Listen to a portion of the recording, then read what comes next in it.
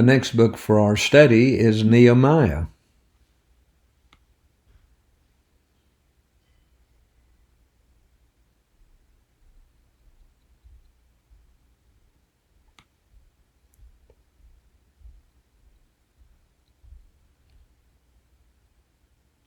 Nehemiah held a high office in the Persian court before he was appointed the civil governor of Judea.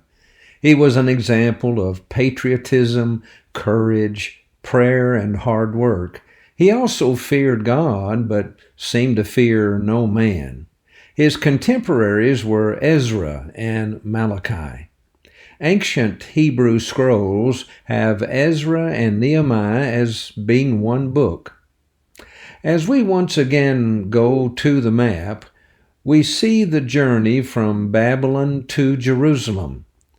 Remember, Nehemiah went to Jerusalem, started the rebuilding, but then he went back to Babylon, later to return to Jerusalem to finish the building process.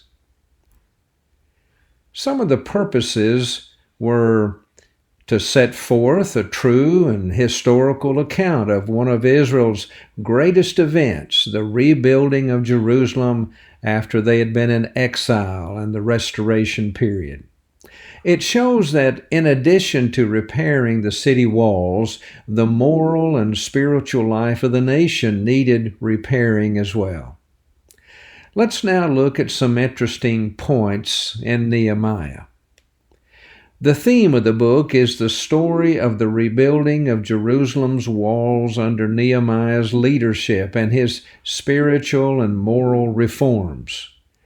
His first tenure as governor lasted some 12 years, and as we've said, he returned to Babylon and then came back to Jerusalem to continue this rebuilding and the reforms. The period of history covered by Nehemiah is really the last we have until the New Testament era. Rebuilding the walls taught the Hebrews the importance of unity and cooperation and the important place of prayer. Let's look now at a few lessons among many that we can learn from Nehemiah. We need Christians concerned enough for God's kingdom to weep when it is broken. In every generation, God's people need to rise up and build the walls of Zion. Ridicule and insult are powerful tools of Satan in attacking the saints. There is work for every man and woman on the walls of Zion. We could also learn to train our children so they will not speak the language of Ashdod. And those who corrupt and defile the temple of God should be cast out.